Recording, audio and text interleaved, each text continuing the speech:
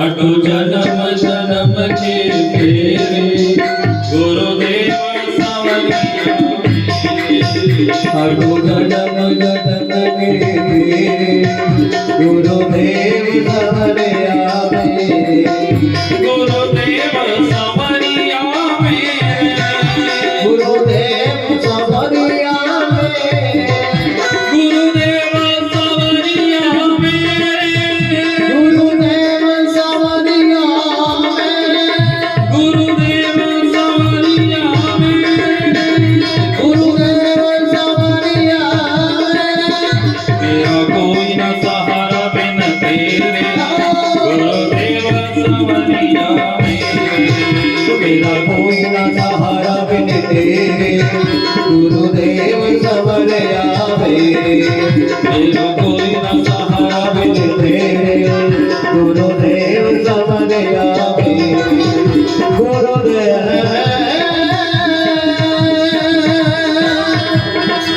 सवरिया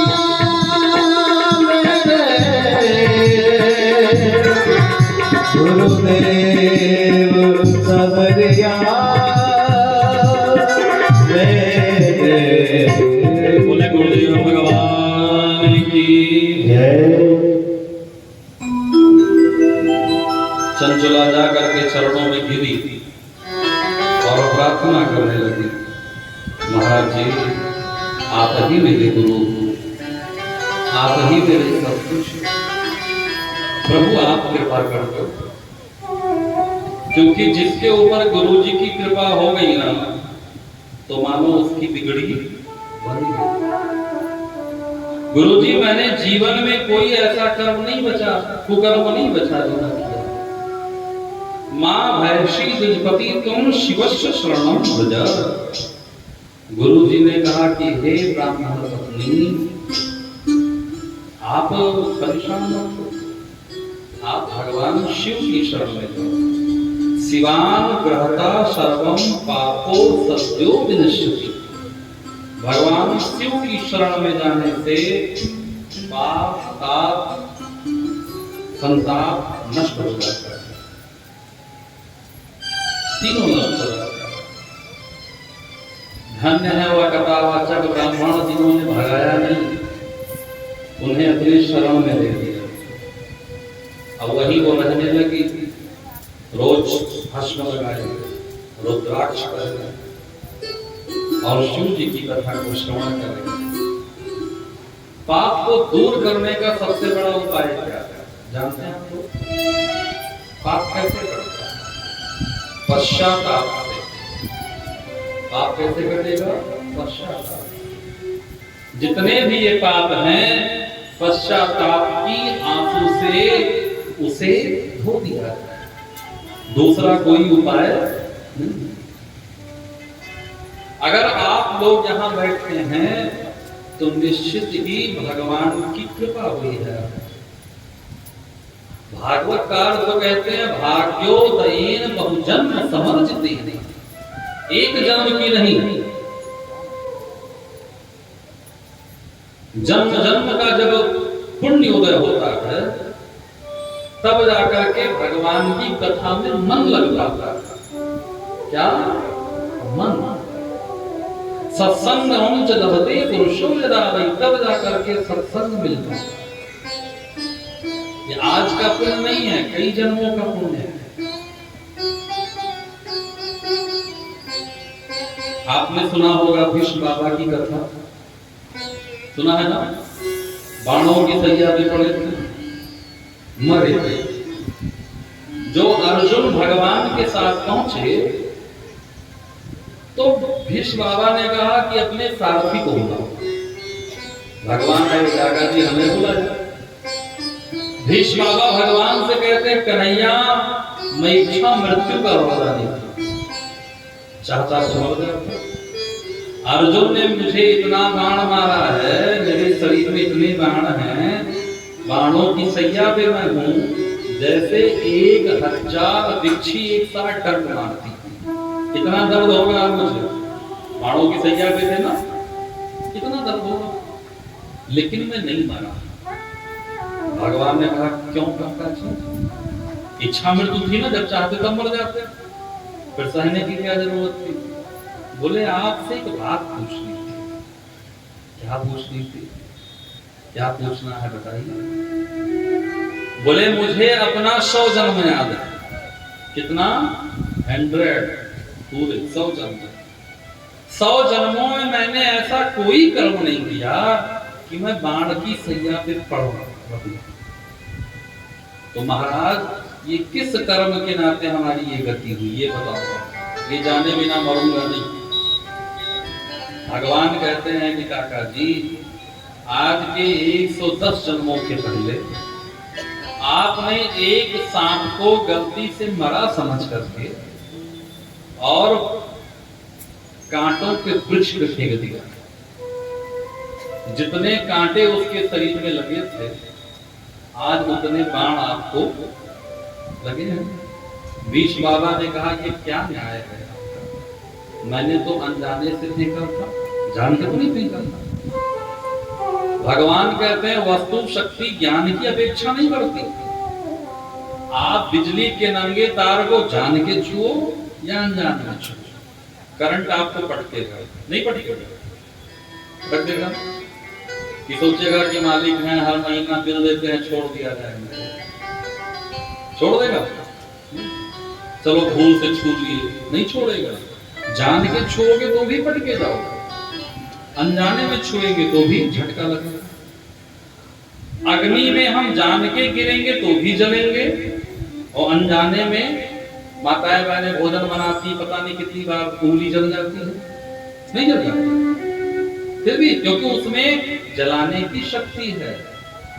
ऐसे भगवान कहते हैं कर्म चाहे जाने में करो या अनजाने में, फल तो आपको भोगना पड़ेगा। तो महाराज 100 जन्मों तक क्यों नहीं भोगना पड़ा? बोले उस समय आपके बीच के कर्म अच्छे थे, बीच के कर्म अच्छे थे। जब आपके बीच के कर्म अच्छे हुए तो आपका जो बुरे कर्मों वाली फाइल थी वो नीचे दब गई। हाँ, आज की भाषा में। लेकिन अब की बार जब आपने पापी दुर्योधन का साथ दिया तो वही फाइल आपकी ऊपर आई और आप ये भोग रहे हो। हमारे जीवन में जितनी भी घटनाएं घटती हैं उसका जिम्मेदार कोई और नहीं है, हम ही हैं। हमने शुरू किया है तो खत्म भी हम ही करेंगे। लेकिन देखने में ऐसा नहीं लगता। लोग कहते भाई फला आदमी है और उसे देखो वो तो कुछ नहीं करता, पूजा पाठ फिर भी बहुत पढ़ रहा है, हम तो दिन भर माला जपते हैं फिर भी परेशान। कहते हैं ना, क्यों ऐसा है? हमें दिख रहा है केवल ऐसा। कैसे दिख रहा है? एक उदाहरण से समझ लीजिए। एक व्यक्ति रास्ते से जा रहा था, जैसे रास्ता है ना ऐसे जा रहा था। आम का बगीचा था, आम जानते हैं आप लोग ना, मैंगो, आम का बगीचा जा रहा था। आम देखा तो बड़ा अच्छा दिखा, तो आंखों ने आम को देखा। किसने देखा? आंखों। लेकिन आंख तो आम तक जा नहीं सकते, तो आंख ने पैर से कहा भैया चलो, तो पैर से चलते गए। पैर ने हाथ से कहा भैया तोड़ो, तो हाथ ने तोड़ लिया। दांत से बोले भैया काटो, दांत ने काटा। जीभ ने चखा, पेट ने क्या किया? रखा। और खाने में बड़ा मजा आया। जैसे पेट में हाथ घुमाया तब तक बगिया का मालिक पहुंचा और एक लाठी पीठ में मारी। लोगों ने कहा ये देखो हो गया ना, को करे अपराध फल पावे को। देखा किसने था? आंख ने। चल के कौन गए? तोड़ा किसने? हाथ ने। काटा दांत ने, चखा जीभ ने, रखा पेट ने। लोगों ने कहा पीठ की क्या गलती थी, एक लाठी पाई। क्यों पीठ की कोई गलती? ये जितना क्रियाकलाप हुआ इसमें पीठ का कोई योगदान था? नहीं था। फिर ऐसा क्यों हुआ? बोले थोड़ा और नजदीक से देखो। क्या देखें? आप लोग भी बोलिए, देखा किसने? आवाज आप लोग बोलते नहीं क्या? अच्छा नहीं, हमें लगा कहीं हाँ, भ्रम में ना रहे भाई। किसने देखा? चल के कौन गए? तोड़ा किसने? काटा किसने? चखा किसने? रखा किसने? लाठी कहाँ पड़ी और आंसू कहाँ से आए? दैट्स ऑल, है ना? आंसू कहाँ से आए? वो देखा किसने था? बात हो गई ना? जो जस कर्म सो तस फल चाखा।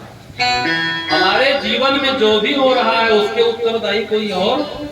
इसीलिए कहा जाता है कि केवल और केवल अपने कर्मों को सुधार लीजिए, अपने कर्म अच्छे रखिए, बस अपने कर्म अच्छे रखिए।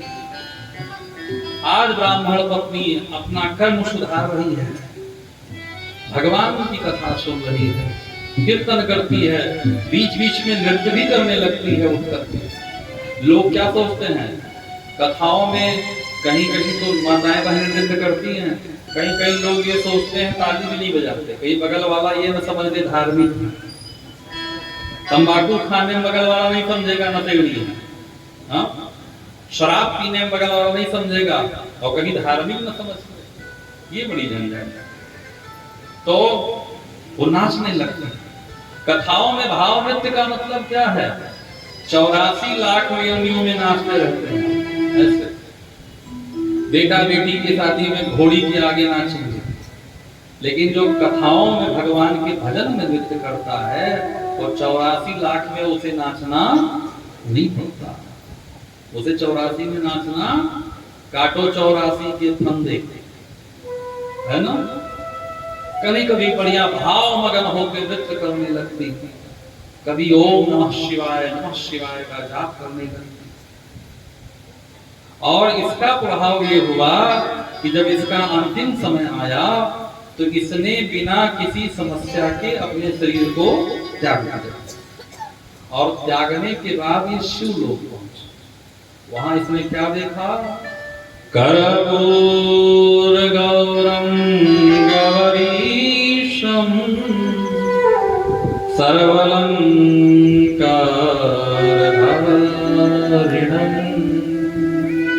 सिद्धभस्म सदैव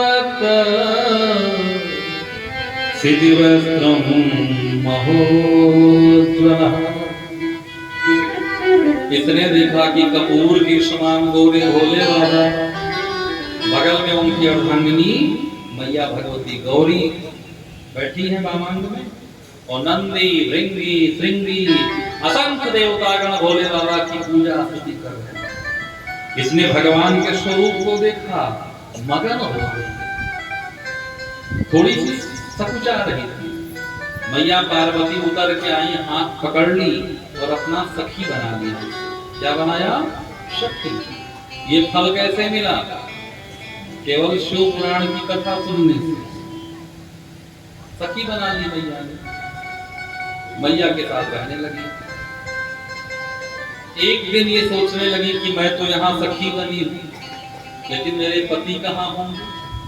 अभी मैंने बताया ना कि पत्नी वही है जो पति का उत्थान सोचे, तो हमारे पतिदेव कहाँ होंगे?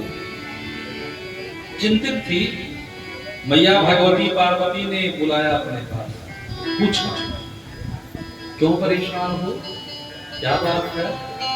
इसने कहा माँ आप तो सब जानती हैं, गिरदे स्कंद मातस्त्वं सेविता सर्वदा सर्व सौख्य प्रदे शंभो प्रिय ब्रह्मस्वरूपिणी। इसी भाव को गोस्वामी जी लिखते हैं, जय जय गिरिवर राज किशोरी, जय जय गिरिवर राज किशोरी, जय महेश मुख चंद्र चकोरी, जय महेश मुख चंद्र चकोरी, जय गजवदन खड़ानन माता, जय गजवदन खड़ानन माता, जय गजवदन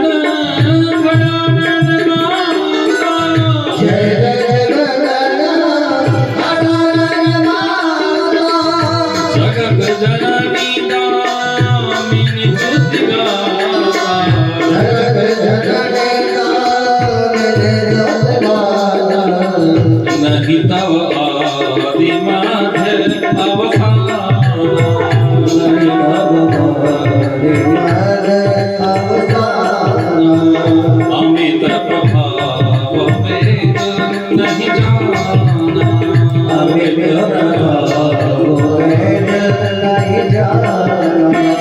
देवी पूजी पद कमल तुम्हारे, देवी पूजे पद कमल तुम्हारे, देवी पूजी पद कमल तुम्हारे, देवी पूजे पद कमल तुम्हारे।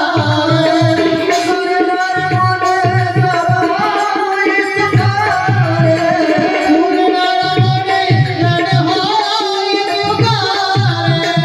देवी पूजी पद कमल तुम्हारे, देवी पूजे पद कमल तुम्हारे। सब होय सुखारे, सुर नर मुनि सब होय सुखारे।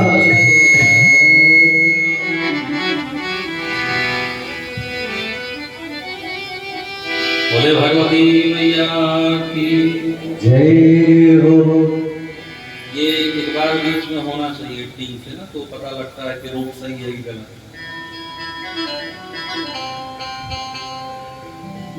बोले शंकर भगवान की। जय हो। चंचला मैया भगवती से प्रार्थना करती है कि माँ आपकी कृपा मेरे ऊपर भी कर दीजिए। मेरे पति इस समय कहाँ हैं? मैया भगवती ने तीव्र दृष्टि से देखा और देख करके बताया कि इस समय तुम्हारे पति विंध्य पर्वत पे बहुत बड़े पिशाच हैं, बहुत बड़े पिशाच बन गए। कभी रोता है, कभी हंसता है, कभी गाता है, कभी चिल्लाता है, अपने पूर्व कर्मों का स्मरण करता है। चंचुला रोने लगी और मैया के चरणों में गिर पड़ी और मैया से कहती, माँ उपाय बता, मेरे पति को तारने का कोई उपाय बता दे। मैया ने तुम्बरु गंधर्व का स्मरण किया। जैसे नारद जी है ना, नारायण नारायण करते हैं, वैसे तुम्बरु गंधर्व हैं जो नमः शिवाय करते हैं। भोलेनाथ के गण उपासक तुम्बरु गंधर्व वीणा लेकर के आए। मैया ने बतलाया, तुम्बरु गंधर्व गए विंध्य पर्वत पर। विंध्य पर्वत पर पहुंचे और विंध्य पर्वत पर तुम्बरु गंधर्व कथा कहने के लिए तैयार हो। तीनों लोगों में समाचार गया कि विंध्य पर्वत से कथा चल रही है। देवता, असुर, मुनि, राक्षस, मनुष्य सब पहुंच गए और बड़ी दिव्य कथा हुई। कैसी कथा हुई जानते हैं? भागवत जी का जो भूत था वो तो 7 गांठ के पास में आके बैठ गया था, लेकिन ये जो शिव महापुराण के भूत हैं ये बैठे नहीं। ये आया उधर, कभी इधर पटके, कभी उधर पटके, कभी इधर चिल्लाए, कभी उधर चिल्लाए। कथा हो पाएगी? ऐसे कथा में भी भूत को इधर उधर चिल्लाते रहते हैं, कथा हो पाएगी फिर? लेकिन एक बात है, यहाँ की जो हमारी माताएं बहनें बहुत अच्छी हैं। मैं देख रहा हूँ कोई एक दूसरे से बात नहीं करता, लगता है कोई परपंची माता जी नहीं आई, वो छूट गई पूरी पीछे तक। मैं देख रहा हूँ, एक बार जोर ताली अपने बगल वाले से। बहुत अच्छे हैं आप लोग। हम भगवान से मनाएंगे, परपंची वाली आएंगे या तो खाम गांव में होंगी नहीं। अच्छा हैं, कुछ लोग बता रहे हैं पड़ोस वाली। अरे ठीक है, बाद में। कुछ लोग चर्चा करने लगे, यदि वो उनकी वो नहीं आई है। अरे नहीं, आप आई हैं, आप बहुत अच्छे हैं आप लोग। अब तो गुरु गंधर्व इधर उधर भटकने लगा। सिर्फ महाराज जी ने कहा पहले श्रोते को देखे, जजमाने को देखे। महाराज ने पोथी बांधा, उतरे और उतर करके पहले पकड़ करके उसे 2-4 लगाया और लगाने के बाद बांध दिया एक बरगद के पेड़ में। किसे? तुम्बरू को।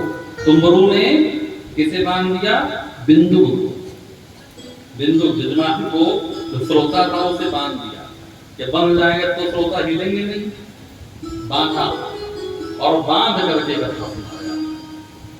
मतलब शिव महापुराण की कथा में ऐसा वर्णन है कि अगर किसी को इस कथा में जबरदस्ती भी लाना पड़े तो उसे जरूर लेकर के आइए, क्योंकि इस कथा से उसकी मुक्ति हो जाएगी। जबरदस्ती कथा सुना और कथा सुनने का ये परिणाम हुआ कि कथा का विश्राम हुआ। फिर तुम्बरु गंधर्व की कथा सुन करके बिंदुक दिव्य स्वरूप को लेकर के गौर वर्ण होकर के भगवान के शिवगणों में सम्मिलित हो गया। बोले शंकर भगवान की। सूत जी कहते हैं कि हे सौनक जी, अब हम आपको शिव महापुराण के श्रवण की विधि बता रहे हैं। अभी महात्म्य चल रहा है, श्रवण की विधि। बोले महाराज क्या है श्रवण की विधि? बोले सुंदर सुचारू सुव्यवस्थित स्थान होना चाहिए। ठीक है। अब कथा सुनने की अगर बात आवे तो सबसे पहले मन में क्या आता है बताएंगे आपको? जैसे मान लिया आपके मन में विचार आवे कि हमें भी कथा करानी है, तो सबसे पहले मन में क्या आएगा?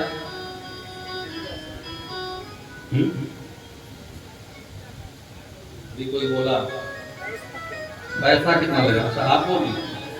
वाह, नहीं ठीक है, जिसे देना है वही समझ ले। पैसा कितना लगेगा? बिल्कुल सही बात है कि जब हमें कथा कराना है तो सबसे पहले ये होता है कि कितना खर्चा लगेगा। तो विचार करिए, ये बात आज की है, लेकिन उस समय भी सनकादियों ने ये सोचा था कि सबसे पहले खर्चा कितना लगेगा, तो पहले खर्चा ही बताया कथा का। श्रवण के नियम में पहले क्या बताया? खर्चा। खर्चा कितना लगेगा? विवाहे यादृशं चित्तम तादृशं कर्मैव। बोले बिटिया की शादी में जितना खर्चा लगता है, जरा ध्यान दीजिए, बिटिया की शादी में जितना खर्चा लगता है उतना भगवान की कथा में खर्चा करना चाहिए। तो कितना लगता है कोई बताएगा? बहुत सुंदर, एक बात और आता है, सामर्थ्य अनुसार जितनी शक्ति।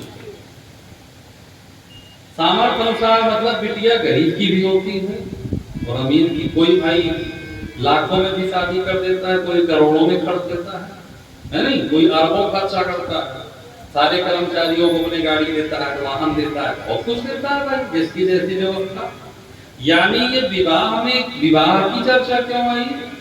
बोले इसका मतलब ये कि बिटिया की शादी में व्यक्ति मन दबा के नहीं खर्चा करता, दिल खोल के खर्चा करता है।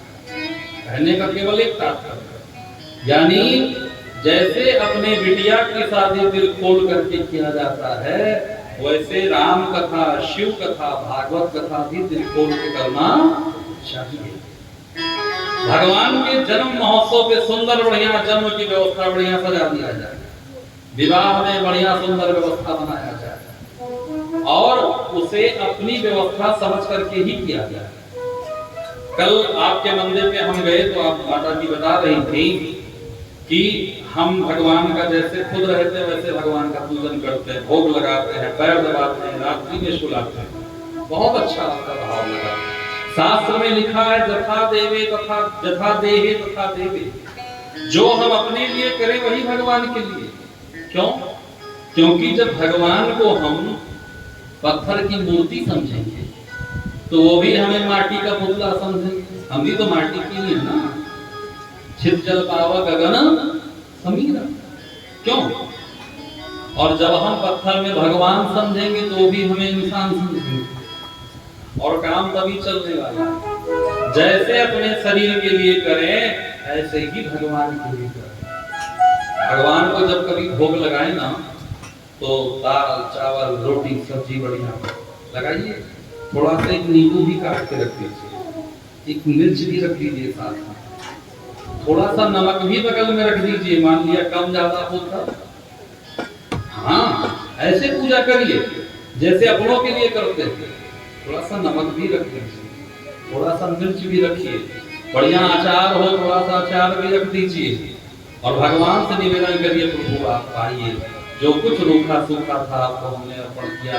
बाकी त्रिभुवनपति को कोई खिला सकता है? हाँ? लेकिन जो हमारे सामर्थ्य में है हम उनको अर्पण कर दें। कल आपकी ये बात हमें बड़ी अच्छी लगी, बहुत अच्छी बात लगी कि जैसे हम स्वयं करते हैं, स्वयं नहाते हैं, आप पूजा करते हैं ना, वो पंचामृत आपके सामने रखा है, पूजा किया ना आपने पंचामृत से। ये पंचामृत क्या है जानते हैं आप? दधि क्षीर घृतानि च शर्करा च समायुक्तम। दधि मतलब दही, क्षीर मतलब दूध, घृत मतलब घी, इसके बाद शर्करा मतलब चीनी। ये पांचों चीज, दूध, दही, घी, शहद और चीनी मिला करके हम पंचामृत बनाते हैं और पंचामृत से स्नान कराते हैं। क्यों? जैसे आज के समय में हम लोग डब साबुन से नहा लेते हैं, है ना, तो उस समय साबुन की व्यवस्था तो थी नहीं, तो भगवान को इन 5 अमृत से नहलाया जाता है। और आज भी आप देखिए कि जो लोग स्किन के साथ, चेहरे के साथ ज्यादा खिलवाड़ करते हैं, फेशियल भी करते हैं, उनका चेहरा भी चला जाता है।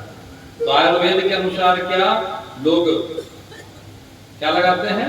मलाई लगाते हैं, दही लगाते हैं चेहरे पे, है ना, बेसन लगाते हैं। ये क्या है? ये इस प्रकार से पंचामृत से स्नान कराया जाता है। फिर इसके बाद जल से स्नान, पंचामृत स्नान से शुद्धोदक जल स्नान। चंदन लगाया जाता है, जैसे हम अपने माथे पे बिंदी लगाते हैं, माथे पे चंदन, वैसे भगवान के अक्षत चढ़ाया जाता है, फूल चढ़ाया जाता है, फूल, मीठा भोग लगाया जाता है। मीठा के बाद 5 बार जल गिराया जाता है। कितनी बार? 5 बार। अब ये 5 बार क्या है? बोले पहला तो पंचग्रास मुद्रा, प्राण अपान समान व्यान उदान अपान, जो पंच मुद्रा, पंच प्राण आत्मा है। और दूसरी बात बोले मध्य मध्य पानी, जैसे हम लोग भोजन करते हैं तो कभी कभी बीच में घूंट पी लेते हैं। उसके बाद उत्तरापोषण, उसके बाद भोजन के अंत में हमने एक बार पानी पिया, फिर हस्तों पर छाल, फिर हमने तीसरी बार जल दिया हाथ धोने के लिए, चौथी बार मुख पर छाल दिया, मुंह धोया, और मुंह धोने के बाद हाथ फिर उठा हुआ ना, हाथ कंधे मुंह में लगाया। तो 5वीं बार जल क्यों है? बोले पुनः हस्तों पर छाल, जलम समर्पयामि, 5 बार जल। इसके बाद आप लोग क्या करते हैं? करोदवर्तन करती है ना, आचार्य जी ने कराया ऐसे करके। ये क्या है करोदवर्तन? कर मतलब होता है हाथ, उद्वर्तन मतलब उल्टन। जैसे आज आपने मीठे का भोग लगाया भगवान को, मीठे में घी रहता है, चीनी रहता है, सब रहता है, तो हम लोग हाथ में जब मीठा लेते हैं तो हाथ चिपचिपा हो जाता है ना, तो हम लोग आज के समय में साबुन से धो लेते हैं, पहले तो साबुन था नहीं। तो क्या हम लोगों ने किया? बोले हाथ धुलाने के लिए भगवान को चंदन दे रहे हैं, कर उद्वर्तन अर्थे चंदन। ये जो षोडशोपचार पूजन की विधि है, ये संपूर्ण वैज्ञानिकतापूर्ण है। जैसे हम अपने लिए वैसे भगवान के लिए, तभी काम होगा, नहीं तो काम होने वाला नहीं है। यहाँ पे चर्चा आई कि कथा सुनने का अगर मन हो तो सबसे पहले ये देखा जाए खर्चा कितना। तो खर्चा कितना? बोले जितनी आपकी क्षमता। लेकिन फिर एक बात ध्यान करिए, क्षमता में भी क्षमता छिपाइए नहीं, हाँ, क्षमता में भी क्षमता। लोग कहते हैं एक शब्द की यथाशक्ति तथा भक्ति, महाराज जैसी शक्ति वैसी भक्ति, 1 रुपया चढ़ा दिया भगवान को। यथाशक्ति का मतलब समझते हैं? आपने जितना कमाया है उसका 10वां भाग दान करना है। कितना? 10वां भाग। आप 10वां भाग दान करना है आपको। तो अगर आप यथाशक्ति करेंगे, सीए आकर के बैठ जाएं कि आपने कितना कमाया, तो घर बार भी बिक जाएगा, उसे दिख जाएगा ना, बिक जाएगा 10वां, जब से आप कमाना शुरू किए। तो क्या करें? बोले जितना कमाई हो उसको 4 भागों में बांटना चाहिए। कितने भागों में? 4 भागों। पहला, मान लिया आपकी कमाई 8 रुपए, 2 रुपया अपने लिए रखिए। आप रखे रहेंगे तभी तो दान पुण्य करेंगे, तभी तो कथा सुनेंगे। ₹2 अपने बच्चों के लिए रखिए, भविष्य के लिए रखिए, क्योंकि उनका भी भविष्य होना है। आप दाने करते रहो, बच्चा वैसे रह जाए तो उस दान का क्या मतलब। फिर जब ₹2 बचे, उस ₹2 को नाते रिश्तेदार के लिए रखिए। क्यों? इनकी क्या जरूरत। बोले जब पैसा बढ़ता है ना तो रिश्तेदार भी खूब बढ़ जाते हैं। चाचा के, दीदी के, नानी के, भैया के, भतीजे के भाई है ना। आ जाए गरीबी तो कोई पूछता नहीं, और आ जाए अमीरी तो कोई छोड़ता नहीं। तो रिश्तेदार, और समय से अगर रिश्तेदार की मदद नहीं कर पाए तो आपके सबसे बड़ी शत्रु वही बनेंगे। अरे इतना पैसा है लेकिन बताओ हमारे मदद नहीं, बनेंगे ना। तो उनके लिए रखिए। अब कितना बचा? कै रुपया बचा? 2 बचा ना। अब इस ₹2 को सत्कर्म में लगाइए। अब इस ₹2 को भगवान की पूजा में लगाइए। इस ₹2 को किसी गरीब कन्या का विवाह हो रहा हो, वहां आवश्यकता हो, वहां लगाइए। इस ₹2 को कथा भागवत जहां हो रही हो वहां लगाइए। इस ₹2 को जो अनाथ बच्चे हों, पढ़ाई ना कर पा रहे हो, उनकी पढ़ाई में लगाइए। ये सब सत्कर्म है। और अगर उनमें नहीं लगाते, ₹1 ही चढ़ा के चले जाते, नहीं लगाते, तब क्या होगा? बोले तो लक्ष्मी जी के 4 बेटा, आला वाले, माला वाले, भाला वाले, ताला वाले। फिर डॉक्टर साहब मिल जाएंगे आला वाले, चलो डॉक्टर को दो।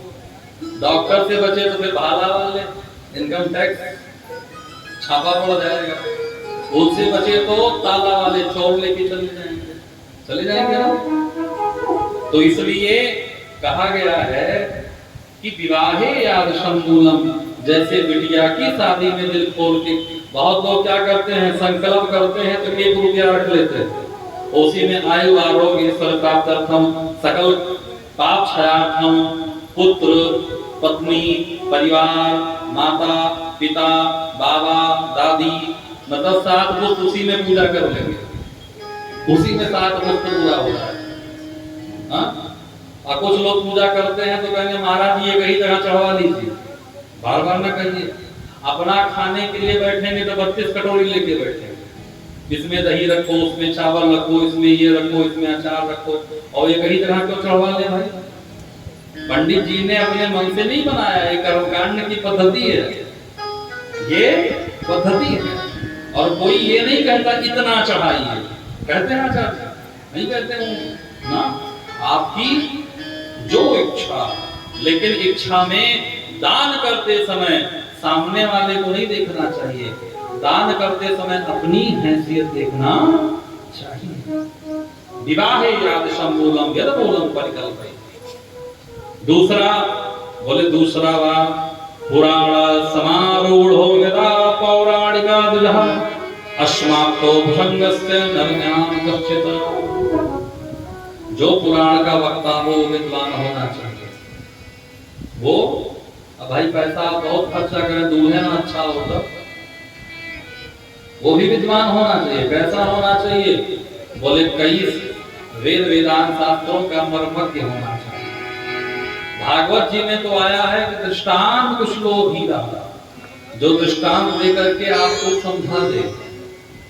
अच्छा आप बताइए, जैसे हम आपके यहाँ आए हैं, कथा कर रहे हैं, कुछ देर हिंदी बोले, कुछ देर अंग्रेजी बोले, कुछ देर गुजराती, कुछ देर बंगाली, कुछ देर मराठी, तो आप ये तो कहेंगे महाराज कई भाषा जानकार है, लेकिन आपके समझ में क्या आएगा? कुछ नहीं। तो फिर ऐसी विद्वता से क्या मतलब? कोई मतलब है? वक्ता जैसा हो, वक्ता की बात श्रोता की समझ में आ जाना चाहिए, ऐसा वक्ता होना चाहिए। सरल से सरल कथा को कर करके श्रोता को समझावे। पुराण की पूजा करके सबको कथा श्रवण करना चाहिए। और कथा श्रवण, और जब जब कथा में बैठे तो कथा में शांत चित्त, एकांत चित्त, दत्त चित्त होकर के बैठना चाहिए।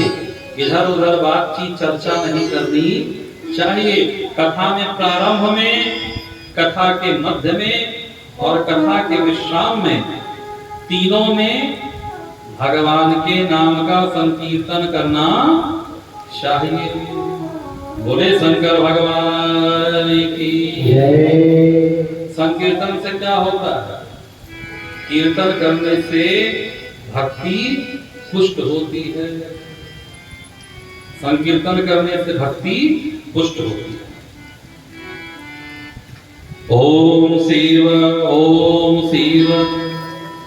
अच्छा मराठी गाएंगे? नहीं मराठी गाएंगे। क्या बात है, भैया ने मराठी टोन दे दिया। क्या बात है, बड़े मेहनत से भैया तैयार किए। बाजो भैया का पास। हाँ हाँ भाई, एक मराठी भजन भी होगा मन से। हे भोला शंकरा, हे भोला शंकरा,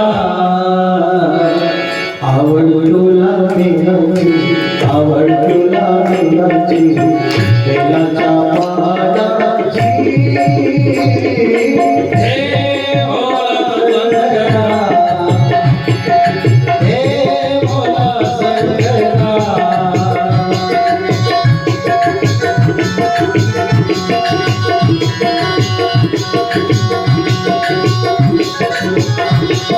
हे भोला शंकरा,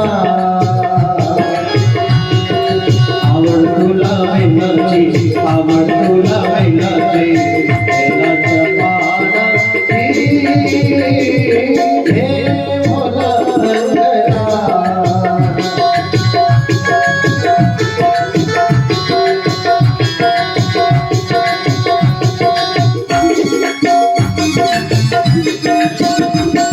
बोले शंकर भगवान की।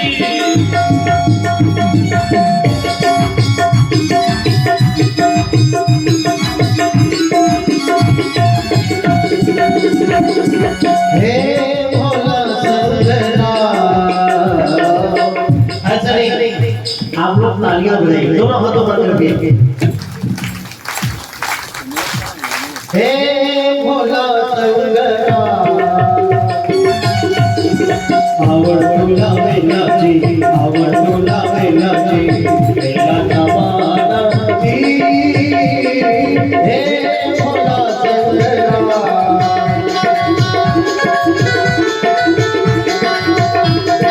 आवड तुला विनंती, आवड तुला विनंती, बेलाच्या पानाची। हे भोला शंकरा,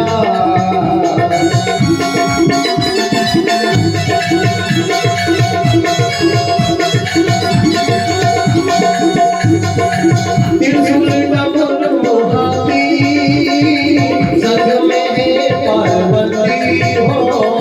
त्रिशूल डमरू हाथी, संग में है पार्वती। आवड तुला विनंती, आवड तुला विनंती, बेलाच्या पानाची। हे भोला शंकरा, हे भोला शंकरा,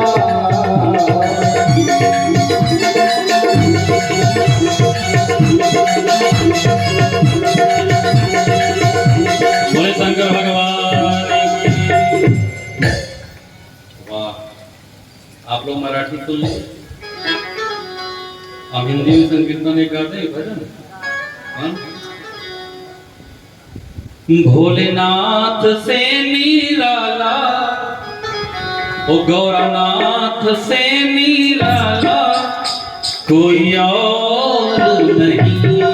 भोलेनाथ से निराला, कोई और नहीं। ओ ऐसा डमरू बजाने, ऐसा डमरू बजाने वाला,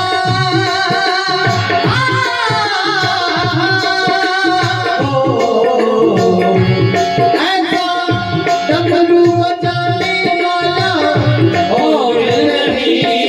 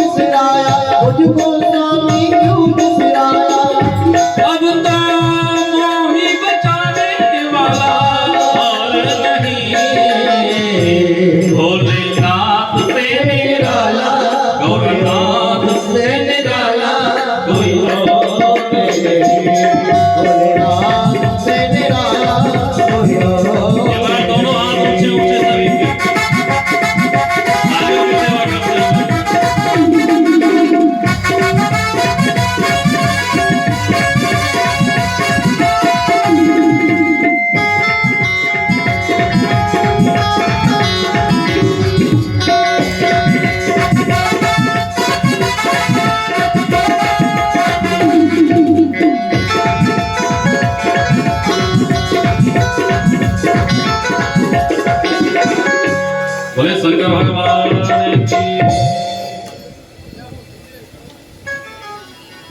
ये बात जोरदार ताली अपने लोगों के लिए बजा लीजिए। क्या कहते हैं? दोनों हाथ भर कर यही कहते हैं ना। वाह, अब नीचे करा, खाली करा।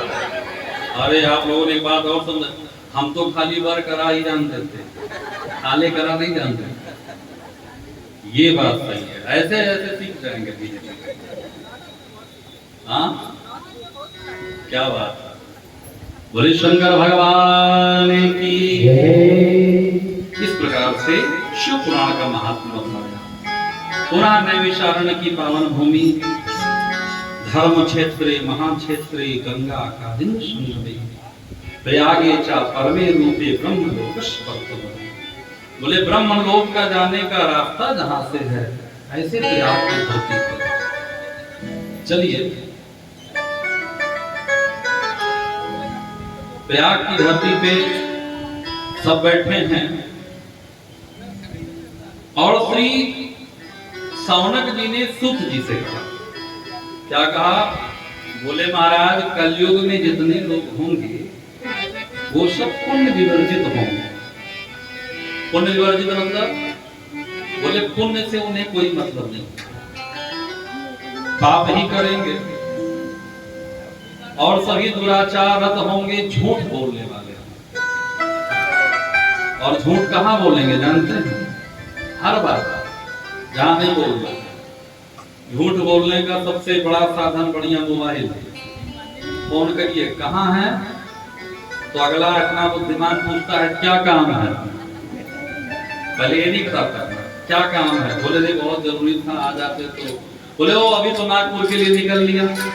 पहले काम बताना चाहिए था ना। झूठ हो, चाहे घर के कमरे में ही ऊपर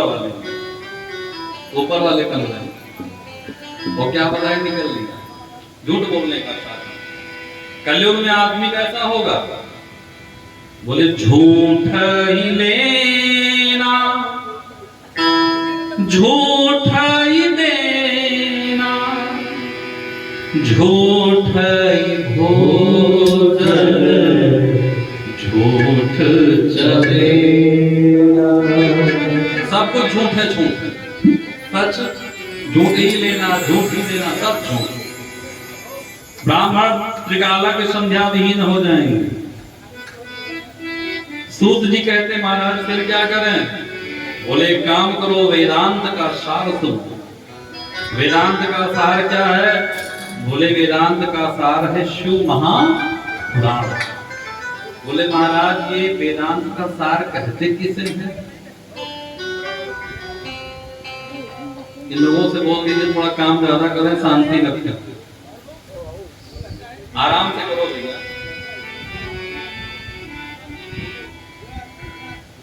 जहां यथार्थ का बोध कराया जाए वही है शिव पुराण। साधन तो बहुत हैं, पर उन सभी साधनों में सबसे श्रेष्ठ भगवान को प्राप्त कराने का साधन है तो वो है शिव महापुराण। बोले शिव पुराण की कथा सुनिए। जो व्यक्ति शिव महापुराण में आया है, एतत् शिव पुराणस्य ही श्लोकम श्लोक आर्धमेव च, जो एक श्लोक पढ़ता है या आधा श्लोक पढ़ता है, उसका भी आधा पढ़ता है, निश्चित है उसका कल्याण होगा। लेकिन हम लोगों के घर में, यहाँ पे कितने लोग हैं जिनके घर में शिव पुराण है? जरा हाथ उठाइए। अरे वाह, जोरदार ताली। रामचरितमानस किसके पास है? पढ़ते हैं? चलिए, अच्छी बात है, बड़ी अच्छी बात। बहुत लोग तो केवल लाल कपड़े में लपेट के रख देते हैं। पढ़िए और उसको देखिए उसमें क्या गुण तत्व। कहते हैं कि जो व्यक्ति चतुर्दशी के दिन उपवास करके, सुनिएगा ध्यान से, चतुर्दशी के दिन यानी पूर्णिमा के एक दिन पहले उपवास करके शिव महापुराण का पाठ करता है, उसे प्रत्येक अक्षर पर गायत्री पुरस्चरण का फल मिलता है। गायत्री पुरस्चरण जानते हैं? गायत्री तो जानते होंगे। गायत्री मंत्र में कितने अक्षर हैं पता है? 24। कितने? 24। जिस मंत्र में जितने अक्षर होते हैं उतने लाख जप को कहते हैं पुरस्चरण। यानी 24 लाख गायत्री मंत्र के जप का जो फल है वही चतुर्दशी के दिन शिव महापुराण के पाठ करने का फल है। समझ गए? चतुर्दशी के दिन जो व्यक्ति पाठ करता है उसे पर श्लोक पर 1 गायत्री पुरस्चरण का फल मिलता है। जो रुद्र संहिता का पाठ करता है वह अगर कितना भी पापी हो, ब्रह्मघाती हो, फिर भी पवित्र हो जाता है। और कैलाश संहिता का महात्मा भोले बाबा भी नहीं जानते। अब आप कहोगे भोले बाबा कैसे नहीं जानते? जैसे राम जी नहीं जानते थे, कहा हूं कहां लगी नाम बढ़ाई, राम न सकई नाम गुण गाई। जैसे राम जी अपने नाम का महत्व नहीं जानते, वैसे कैलाश संहिता के पाठ का फल तो भोले बाबा भी नहीं जानते। सूत जी कहते हैं सबसे पहले 12 संहिताओं का शिव पुराण था, लेकिन अभी 7 संहिताओं की शिव पुराण है। कौन कौन सी? सबसे पहली विदेश्वर संहिता, दूसरी रुद्र संहिता, तीसरा शतरुद्र, चौथा कोट रुद्र, पांचवा उमा संहिता, छठा कैलाश संहिता और सबसे अंत में वायवीय संहिता। ये 7 संहिता है। इस 7 संहिताओं में 24,000 श्लोक है। कितने श्लोक हैं? 24,000। 24 गायत्री हैं। गायत्री में 24 अक्षर हैं। मानो एक एक अक्षर के लिए 1,000 श्लोक और उसे सुनने का बड़ा फल है। तो सौनक जी कहते हैं महाराज हमें 7 संहिताओं वाली शिव पुराण सुनाइए। बोले सुनो। एक बार खटकुलीन मुनि, 6 मुनि थे, आपस में झगड़ा करने लगे। झगड़ा नहीं, बातचीत, जैसे हम लोग 5-6 लोग बैठते हैं बात करने कि कौन बड़ा है, ये बड़े हैं, ये बड़े हैं, श्रेष्ठ कौन है। जो विवाद का हल नहीं निकला तो सब ब्रह्मा जी के पास। ईश देवो महादेव। ब्रह्मा जी से पूछा महाराज सबसे श्रेष्ठ कौन है? भोले बाबा कहते हैं ईश देवो महादेवा सर्वज्ञो सर्वईश्वरः। बोले बाकी सब हैं देव और भोलेनाथ हैं महादेव। नाम से ही पता लगता है कि यही बड़े हैं। तो भोलेनाथ महादेव। बोले रुद्रो हरिहरस्यैव चाने च सुरेश्वरा। रुद्र ब्रह्मा विष्णु रुद्र उनकी सेवा करते हैं। देवता दैत्य मनुष्य किंकर सब उनकी सेवा करते हैं। वही सबसे बड़े हैं। उनको पाने का उपाय क्या है? बोले उनको पाने का 3 उपाय है। कितना उपाय है? 3 उपाय है। एक बार और आप श्री महाराज जी का स्वागत कीजिए। उनको पाने का 3 उपाय है। कौन कौन सा? बोले एक है साधन, दूसरा है साधन, तीसरा है साधक। बोले महाराज ये साध साधन और साधक है क्या? आप ही नहीं समझ पाए होंगे। साध क्या है? जीवन में कुछ साधना हो तो किसे साधा जाए? अथ किम परम साधनम किम वात साधनम साधका किंदिस्तत्र तद्विब्रूहित तथा। महाराज जी ये साधक और साधन क्या है? बोले सुनो। ब्रह्मा जी कहते हैं ऋषियों भगवान के पद को पाना साधन। शिव पद को पाना जैसे प्रत्येक व्यक्ति के जीवन का एक उद्देश्य होना चाहिए। ध्यान रखिए अपने जीवन में एक उद्देश्य बनाइए और एक ना बना पाइए तो 2 बनाइए। 2 बातें अपने जीवन में निश्चित करिए। पहली बात कब तक और दूसरा कितने तक। चंदो भाव, कब तक कितने तक, यानी कब तक कमाना, और दूसरी बात कितने तक कमाना। भाई एक जगह होगी ना जहां विराम लेंगे, ये दो बातों को, और इसके बाद क्योंकि अलग से कुछ करने के लिए समय मिलने वाला नहीं है ना। धर्मपत्नी जी के कहने पे आपने इतना बढ़िया मंदिर बनवा दिया, बाजोगा तालियां भाई आपके, ये बड़ी बात है ना। इसीलिए धर्मपत्नी, कब तक कितने तक तो आप कर रहे हैं अपना काम, लेकिन साथ में मंदिर भी बना दिया। साथ में महाराज जी आए मिले तो बोले हाँ हाँ चलो सब कुछ हो रहा है, कथा भी हो गया। कल आपको लगा कि थोड़ा बारिश देखिए, कल इनको लगा आवाज रात से शुरू हो गया भगवान ने आवाज, ये सब वाटर प्रूफ होने लगे, बाद पानी पानी हो गया, सब व्यवस्था पूरा। एक बार जो रहा ताली हमारे चंदू बाबू जी के। तो साध क्या है, दूसरा साधन क्या है, भगवान को प्राप्त करने का साधन क्या होगा, और तीसरा बोले साधक किसे कहते हैं।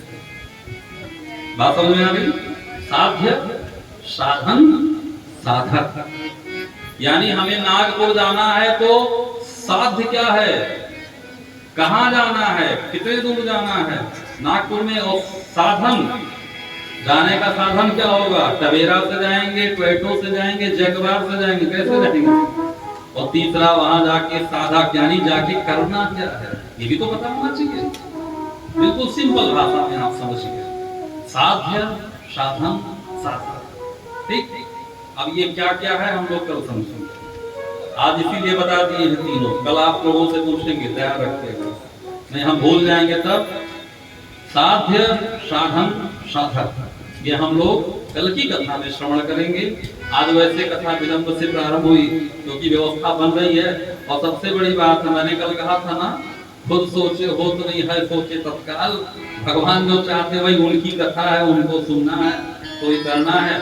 और हमारे आपके बीच में श्री महाराज जी का आगमन हुआ है। मैं एक बार आपसे निवेदन करना चाहता हूँ कि महाराज जी हम लोगों को आशीर्वचन दें और आगे के कार्यक्रम के विषय में बताएं। एक बार जोरदार तालियों से स्वागत कीजिए श्री महाराज जी। अमंगलहारी और द्रवम सो दशरथ अगिर बिहारी। इसका मतलब सज्जनों बहुत सीधा सा अर्थ है कि यदि हम भगवान के कार्य में सम्मिलित हैं, शुभ कार्य में, धर्म कार्य में यदि हम लोग लगे हुए हैं, तो हमारे जीवन में हमेशा मंगल ही मंगल रहेगा। क्योंकि ये मंगल के भवन, अमंगल के हारी, इनकी सेवा करने से, इनके शरण में आने से कभी जीवन में अमंगल नहीं होगा।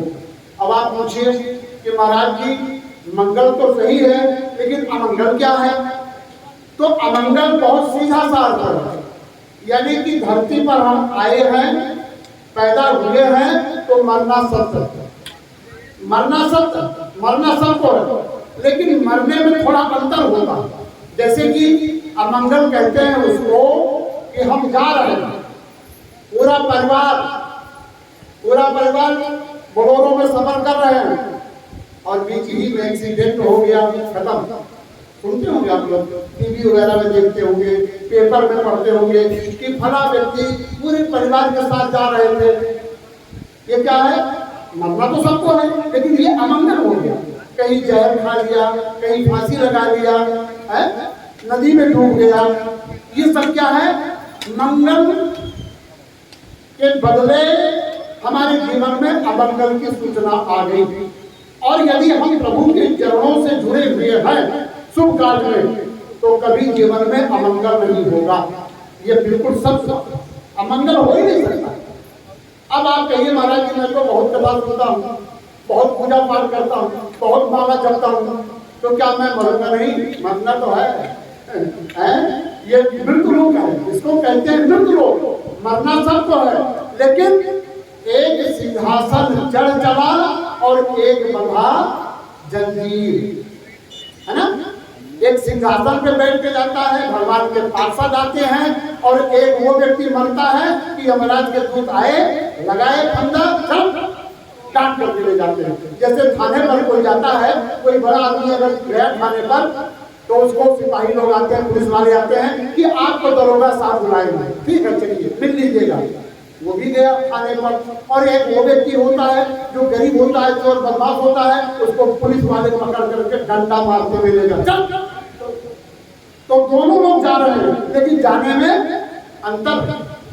इसीलिए सज्जनों कहा गया है कि भगवान की सेवा, प्रभु के चरण से जुड़ा जो व्यक्ति है उसके जीवन में अमंगल कभी नहीं हो सकता।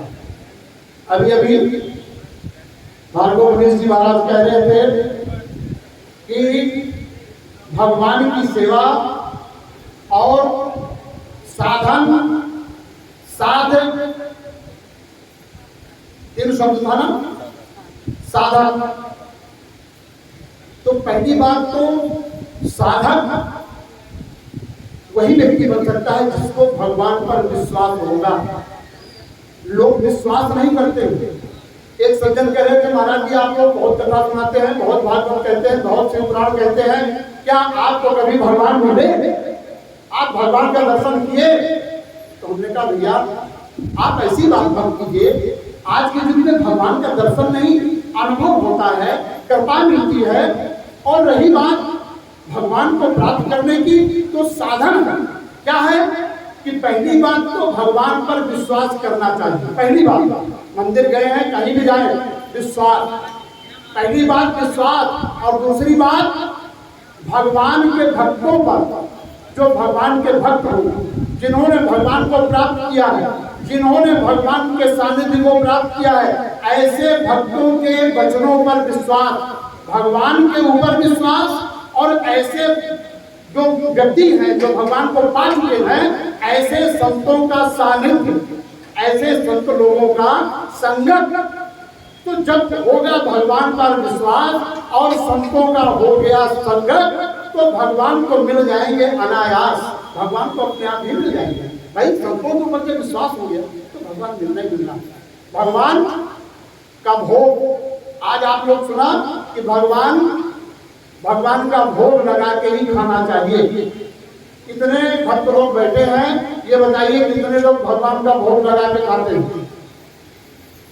सब लोग हाथ उठाते हैं। ये बताइए भोग लगाने के समय प्रसाद में, भोजन में क्या डाला जाता है? तुलसी। हाथ तो सब उठा दिए, लेकिन ध्यान रखिएगा तुलसी भोजन बना करके, तुलसी पत्ता डाल करके तभी भोजन, वही भोग लगता है भगवान के सामने। अरे पहले की बातें हैं, पहले की जो महिलाएं होती थी, बड़ी बड़ी जो बूढ़ी महिलाएं आज भी बैठी हैं, तो जब ये लोग खाना बनाती थी, भोजन बनाती थी, तो जब भोजन बन जाता था तो उसमें से चावल दाल वगैरह निकाल करके एक थाली में अग्नि को भोग लगाती थी। जब पहले लकड़ी से भोजन बनता था चूल्हे पर, तो भोग लगाती थी ना, बहुत सी माताएं हुई, भोग लगाती थी कि हे अग्नि भगवान आपकी कृपा से भोजन बना है, पहले आप खाइए। लेकिन जब समय बदला, जब बहू लोग आ गई, तो उन्होंने क्या नियम बना दिया कि हे अग्नि भगवान अब बना करके भोग लगाने का समय नहीं है, बच्चे को स्कूल जाना है, टिफिन तैयार करना है, दुकान जाना है। तो जब वो चावल डालने जाती थी तो कच्चा ही चावल अग्नि में फेंक देती, जो तुम कच्चा खा, दाल कच्चा खा। तो भगवान ने कहा चलो हम कच्चा ही खाएंगे। लेकिन जब समय और बदला, आधुनिक समय, नया जमाना आ गया, नई नई बहुएं आ गई, यानी लकड़ी वाला चूल्हा बंद हो गया, अब ये गैस सिलेंडर आ गया। तो बताइए जब गैस सिलेंडर आ गया, कुकर आ गया, तो वो बेचारी क्या करें, कहाँ भोग लगावे? कुकर में डाल दें कि सिलेंडर में डाल दें कि अपनी खोपड़ी में डाल दें, कहाँ डालें, कैसे भोग लगाएंगे? तो भगवान ने कहा अच्छा तुम भोग लगाती थी, कच्चा खिलाती थी, वो भी बंद हो गया, अब गैस पे बनाती हो, मैं इतनी गैस्ट्रिक कर दूंगा कि तुम्हारा खाना पीना सब बंद हो जाएगा। आज के जमाने में गैस्ट्रिक की बीमारी कहते हैं लोग, क्यों है? भगवान का भोग नहीं लगाते, भोग लगा के खाना चाहिए। भगवान है, कहा गया है कि तुम्हें निवेदित भोजन करेगी, प्रभु प्रसाद पट भूषण धरेगी। भगवान को जो खिला करके खाता है वो हमेशा सुखी रहता है, जो भी बने भगवान को खिला के खाए। सुदामा जी जो गरीब हुए, क्यों हुए? एक एक बार भगवान को भोग नहीं लगाया था, एक बार। ये कथा मैं आपको बाद में सुनाऊंगा। आज शिव पुराण का ये दूसरा दिवस, और दूसरे दिवस कुछ देवता लोग भी प्रसन्न है। अरे भाई, शिव पुराण से आप लोग भी प्रसन्न है ना, लेकिन आप ये मत समझिए कि हम ही लोग प्रसन्न हैं। अरे शिव पुराण से देवता लोग भी प्रसन्न हैं। देखो ना, तभी तो पानी बरसा रहे हैं, बरसा रहे हैं। हाँ, ये पानी की जो वर्षा हो रही है, ये सभी देवता लोग प्रसन्न हैं। और यज्ञ जब जो होता है, यज्ञ होता है केवल देवताओं को खुश करने के लिए, और देवता खुश रहेंगे तो समय से पानी देंगे, खेती होगी, है तभी तो सब लोग सुखी रहेंगे। तो आज देवता लोग भी प्रसन्न हैं, आप लोग भी प्रसन्न हैं, और धीरे धीरे और भी प्रसन्नता बढ़ती रहेगी, और भी प्रसन्नता, आपकी संख्या भी बढ़ेगी और आपकी प्रसन्नता भी बढ़ेगी। देखिए, इधर की तैयारी हो रही है, कल इधर भी लोग बैठेंगे, पीछे भी बैठेंगे, सारी व्यवस्था बन रही है भगवान की कृपा से। लेकिन एक नियम जो कल आप लोगों को हम बताए थे कि कथा के बाद आरती होगी, और आरती के बाद बहुत से माताएं बहनें भक्त लोग मंच पर चढ़े थे और प्रणाम किए थे, और कुछ दान वगैरह भी किए थे। लेकिन आज से वो बंद, आज से बंद। क्यों? कि जमीन गीली है, पैर आपका गीला है, और यहाँ उतनी जगह नहीं है, आप चढ़ेंगे तो चोट खा जाएंगे। इसलिए ये आने जाने वाली व्यवस्था बंद है ना। अब इसमें कुछ भक्त लोग कहते हैं, महाराज जी ये इतना बड़ा आयोजन हो रहा है, हमारा भी कुछ सहयोग होना चाहिए, हमारा भी दान होना चाहिए, हम भी कुछ दान करना चाहते हैं। तो उन भक्तों के लिए वो बाहर दान स्थल बना है, वहाँ पर पावती रखी हुई है। जो भी दान करना होगा आपको नीचे से प्रणाम कर लीजिएगा और वहां जाकर के दान कीजिएगा, अपना पावती ले लीजिएगा, अपना नाम लिखवा दीजिएगा।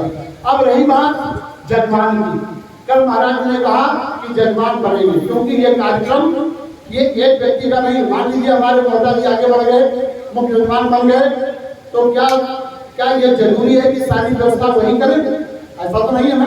ये कथा सबके लिए हो रही है। अरे वो आगे बढ़े, उनकी मदद कीजिए, उनसे कहिए कि आप चिंता मत कीजिएगा, हम लोग आपके साथ में।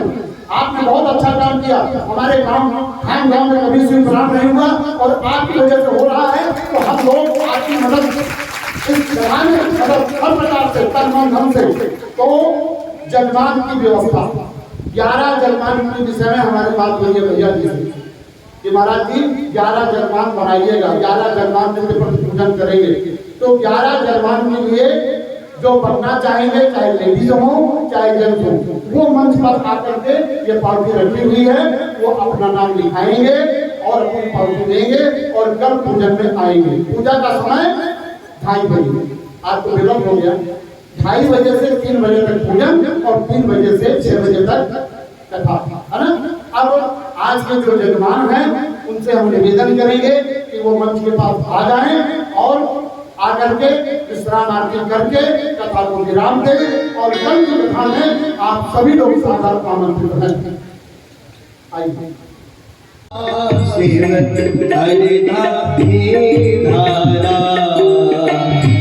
ओ हर हर हर महादेव, एकाचन चतुरानन पंचानन राधे, स्वामी पंचानन राधे। हंसानन करुणासन, हंसानन करुणासन,